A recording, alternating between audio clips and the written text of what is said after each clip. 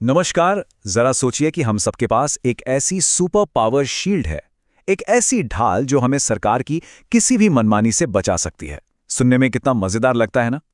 भारतीय संविधान हम सब नागरिकों को बिल्कुल यही देता है और इसे हम कहते हैं फंडामेंटल राइट्स, यानी हमारे मौलिक अधिकार। आज हम इसी शील्ड के हर पहलू को समझने वाले हैं।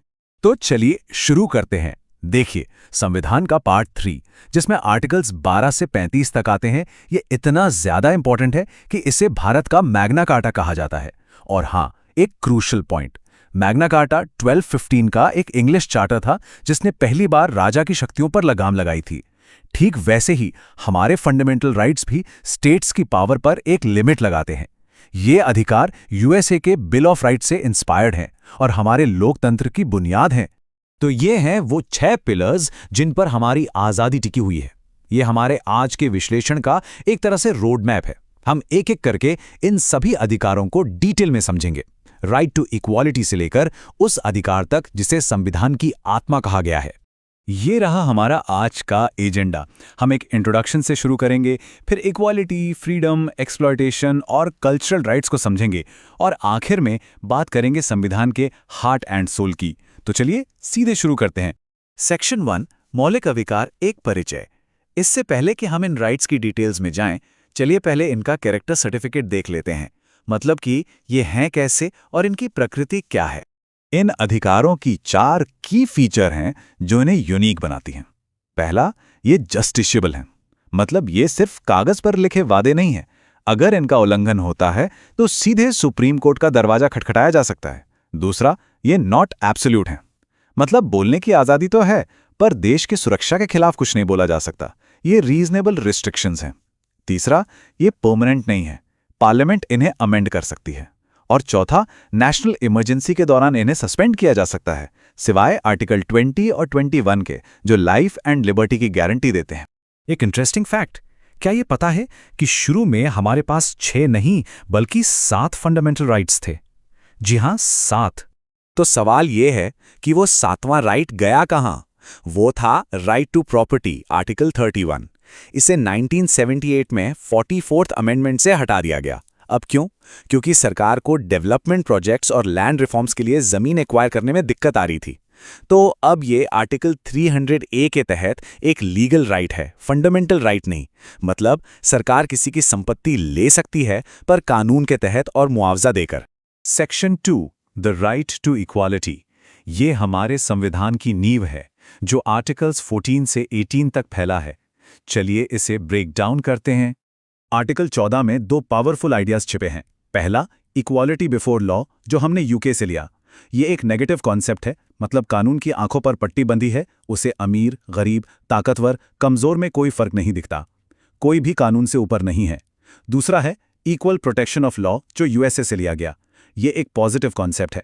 इसका मतलब है कि बराबरी वालों के साथ बराबरी का और गैर बराबरी वालों के साथ गैर बराबरी का व्यवहार किया जाएगा।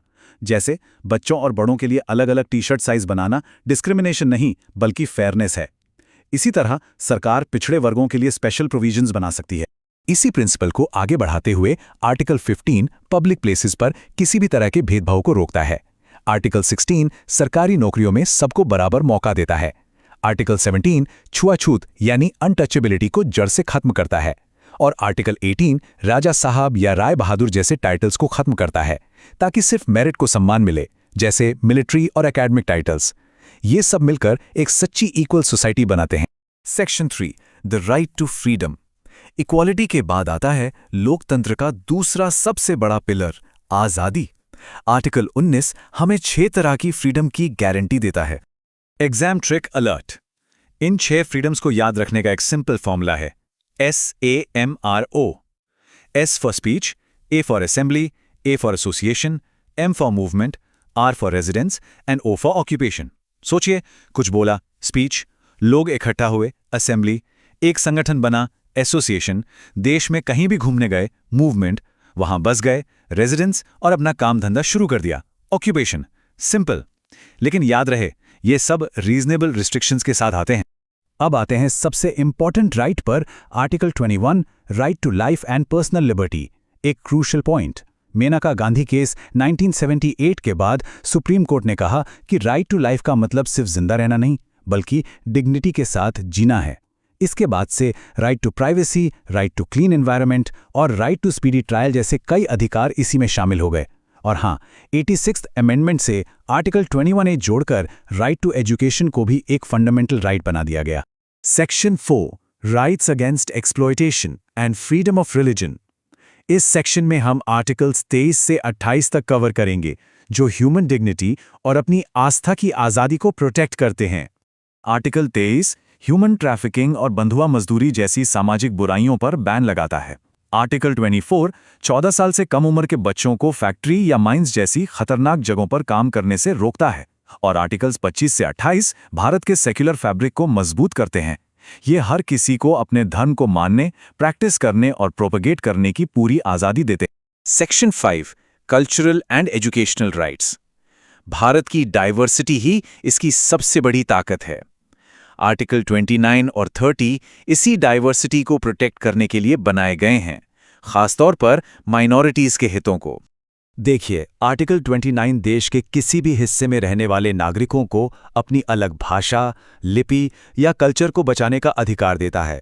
और आर्टिकल 30 माइनॉरिटीज को यह अधिकार देता है कि वे अपने एजुकेशनल इंस्टीट्यूशंस खोल सकें और उन्हें चला सकें ताकि उनकी यूनिक आइडेंटिटी बची रहे। और अब grand finale, section 6 the heart and soul of the constitution. जरा सोचिए कि दुनिया के सारे राइट्स हमारे पास हैं, पर उन्हें लागू करवाने का कोई तरीका ही नहीं। यूजलेस है ना? यहीं पर आता है हमारा ultimate weapon, article 32 the right to constitutional remedies. खुद डॉक्टर BR अंबेडकर ने कहा था कि आर्टिकल 32 संविधान का दिल और आत्मा है। क्यों? क्योंकि ये खुद एक फंडामेंटल राइट है जो बाकी सारे फंडामेंटल राइट्स को बचाता है। ये वो चाबी है जो सुप्रीम कोर्ट के दरवाजे खोलती है अगर स्टेट किसी भी अधिकार को छीनने की कोशिश करे। तो ये प्रोटेक्शन मिलता कैसे है? ये मिलता है रिट्स के जरिए। रिट्स वो पावरफुल जुडिशियल ऑर्डर्स हैं जो सुप्रीम कोर्ट और हाई कोर्ट जारी करते हैं। जैसा कि यहां दिख रहा है, ये 5 तरह के होते हैं: हेबियस कॉर्पस, मैंडेमिस, प्रोहिबिशन, सर्टियोरारी और को वारंटो। चलिए अब एक एक करके इनका मतलब समझते हैं। चलिए इन लीगल हथियारों को आसान भाषा में समझते हैं। पहला है हेबियस कॉर्पस। इसका मतलब है to have the body of. अगर पुलिस किसी को गैर कानूनी तरीके से हिरासत में ले ले तो कोर्ट ये रिट जारी करके कहती है उस व्यक्ति को मेरे सामने पेश करो। दूसरा मैंडेमस, मतलब वी कमांड। अगर कोई पब्लिक ऑफिशियल अपना काम नहीं कर रहा तो कोर्ट उसे कमांड दे सकती है। तीसरा प्रोहिबिशन, मतलब टू फॉरबिड। ये एक हायर कोर्ट लोअर कोर्ट को तब जारी करती है जब वो अपने जुरिस्डिक्शन से बाहर जाकर कोई केस सुन रही हो। असल में ये एक स्टे ऑर्डर है। चौथा सर्टियोरारी, मतलब टू बी सर्टिफाइड। ये भी हायर कोर्ट द्वारा लोअर कोर्ट को जारी होती है, लेकिन केस का फैसला आने के बाद उस फैसले को रद्द करने के लिए। और पांचवा क्वो वारंटो, मतलब बाय व्हाट अथॉरिटी। अगर कोई व्यक्ति गैर कानूनी तरीके से किसी पब्लिक ऑफिस पर बैठ गया है तो कोर्ट उसे पूछ सकती है आप किस अधिकार से इस कुर्सी पर बैठे हैं। एक बहुत जरूरी exam fact, writs supreme court article 32 के तहत और हाई कोर्ट आर्टिकल 226 के तहत दोनों जारी कर सकते हैं। पर एक बड़ा फर्क है, सुप्रीम कोर्ट सिर्फ फंडामेंटल राइट्स के उल्लंघन पर रिट जारी कर सकता है, लेकिन हाई कोर्ट फंडामेंटल राइट्स के साथ साथ किसी भी दूसरे लीगल राइट के लिए भी रिट जारी कर सकता है। तो रिट जुरिस्डिक्शन के मामले में हाई कोर्ट की पावर सुप्रीम कोर्ट से ज्यादा वाइड है। ये पॉइंट जरूर याद रखिएगा। खत्म करने से पहले कुछ quick fire facts. Fact number 1, कुछ राइट्स जैसे आर्टिकल्स 15, 16, 19, 29 और 30 सिर्फ भारतीय नागरिकों के लिए हैं। फैक्ट 2, आर्टिकल 33 पार्लियामेंट को पावर देता है कि वो आर्म्ड फोर्सेस के राइट्स को रिस्ट्रिक्ट कर सके। फैक्ट 3, आर्टिकल 34 मार्शल लॉ के दौरान राइट्स पर रेस्ट्रिक्शंस लगाता है। एंड फैक्ट 4, आर्टिकल 35 के तहत फंडामेंटल राइट्स पर कानून बनाने की एक्सक्लूसिव पावर सिर्फ पार्लियामेंट के पास है, स्टेट लेजिस्लेचर्स के पास नहीं। तो ये थे हमारे मौलिक अधिकार, हर नागरिक की ढाल। अब जाते जाते एक सवाल, अगर आज मॉडर्न इंडिया के लिए एक 7वां फंडामेंटल राइट ऐड करने का मौका मिले तो वो क्या होगा? राइट टू इंटरनेट या राइट टू बी फॉरगॉटन? इस पर अपने विचार जरूर सोचिएगा। ये हमें सोचने पर मजबूर करता है कि हमारा संविधान असल में कितना